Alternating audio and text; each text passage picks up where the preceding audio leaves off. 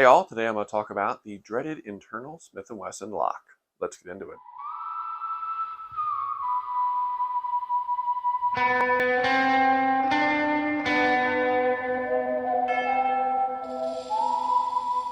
Now, if you like this content, like, sub, shares, all that good stuff, I really appreciate it. Also down below, coupon codes and merch helps with the channel.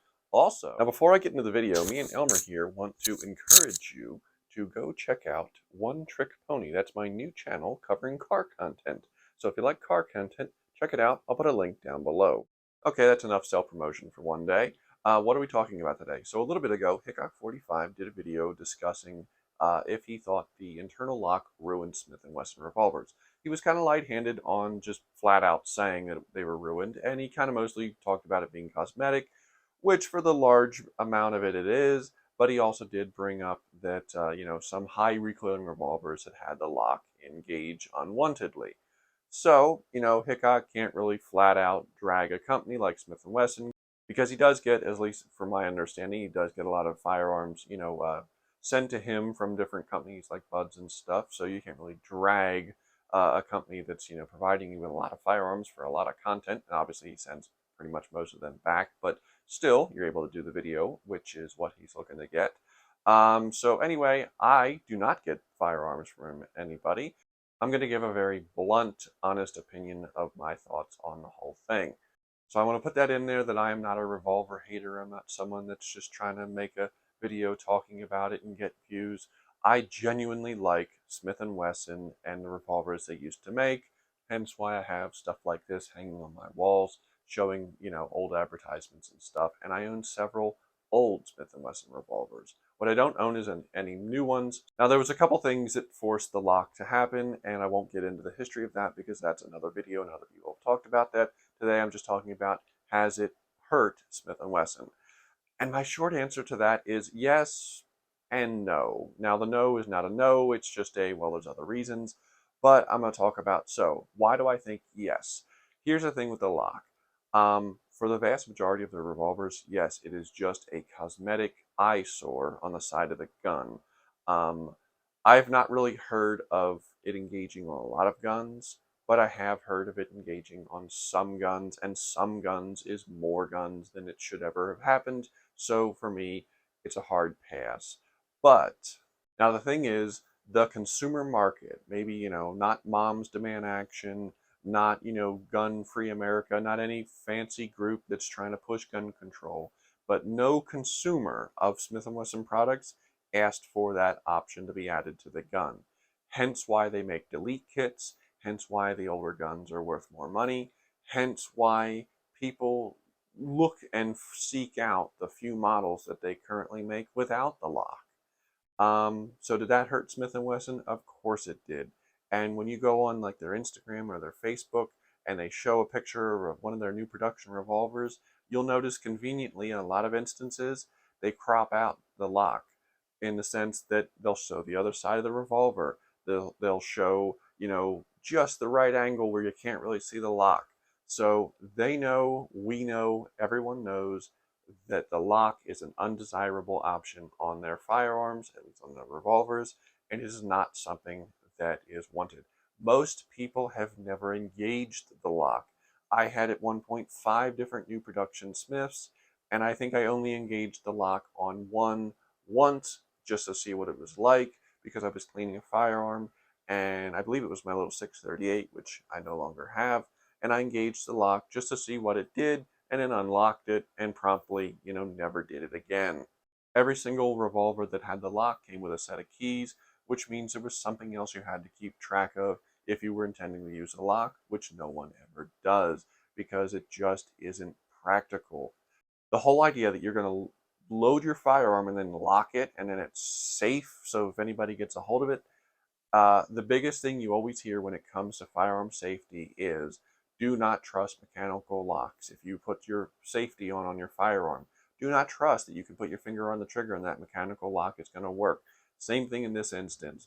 Thinking that if you've got kids or you've got people that might get into that firearm or might use it with, either not knowledge of how it operates or, misuse it. That is not how the firearm industry handles safety.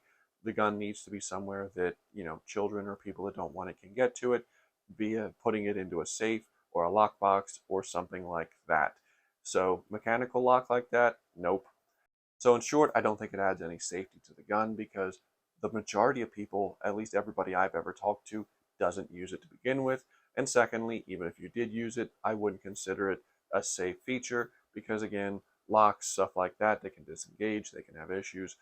Like, and this has never happened to me, but I've heard of it happening several times, and I've even seen pictures and videos of this happening where the lock will engage if you have, say, a high recoiling lightweight 357 or a high recoiling 44 Magnum, something like that, that the recoil of the round can cause the lock to engage, basically while you're shooting.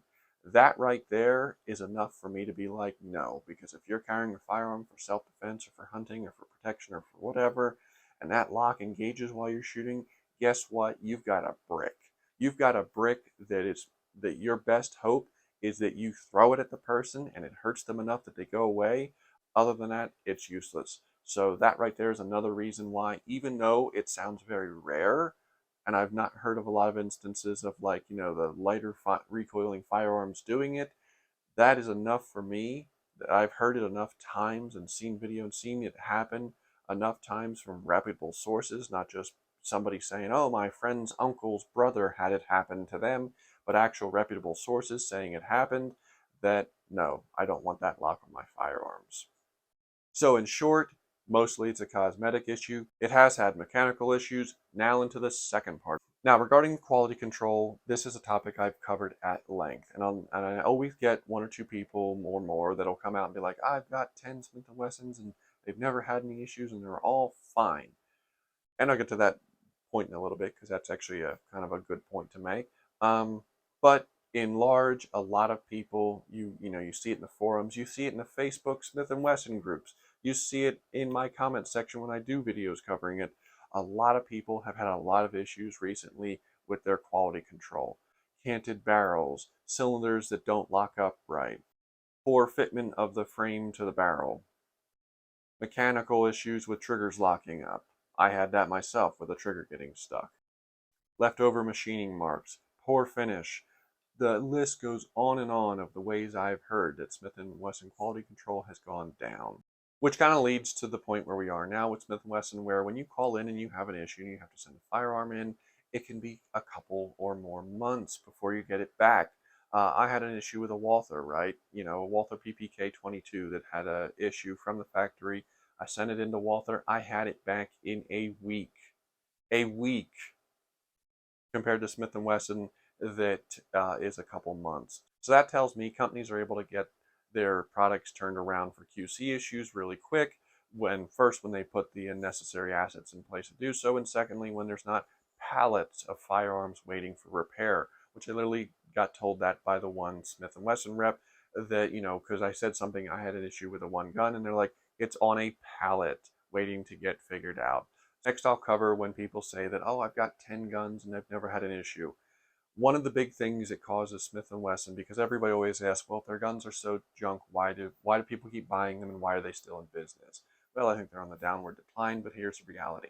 Smith, Colt, other Henry, a lot of long-standing American companies, they get people that will buy the guns, and I see this all the time when you're in Facebook groups where they'll have 5, 6, 7, 8, 10 or more, Smith and Wesson revolvers, right? And they'll be brand new in the case, and people basically buy them as like a retirement plan, like they're going to have them and they're going to hold on to them and they're never going to shoot them. I can't tell you how many times I've heard the phrase, or at least read it on Facebook, that, these will never be shot by me. They're going to the kids. They're going to the grandkids. People are buying these as investments, and they're sitting in their case with factory oil, never being shot, the little tag still hanging off of it.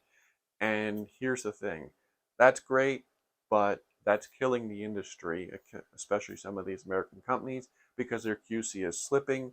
They're getting away with it because the vast majority of guns are sitting brand new, oiled up in a safe, waiting for someone to eventually not shoot them and sell them at a pawn shop when, they get passed on. So in short, do I think the internal lock ruined Smith & Wesson revolvers? I don't think it quite ruined them. I just think it helped in combination with all the other issues in their QC and the fact that, instead of having gunsmiths hand fitting stuff together, they've got gun techs assembling MIM parts that shouldn't be MIM into revolvers that are clearly not checked well enough and are just slammed out the door. And if they come back for repair, they'll figure it out the first or second time that you send it in. And then maybe after all that, you'll have a gun that's worth the Smith and Wesson name and the price you pay. So put down below, what do you think? What's the biggest thing that you don't like about current Smith and Wesson production revolvers? Do you think they're ruined? Do you think they're good? Have you had any issues? Have you had the lock engage? Put down below your thoughts on this whole thing, and I'll see you all later.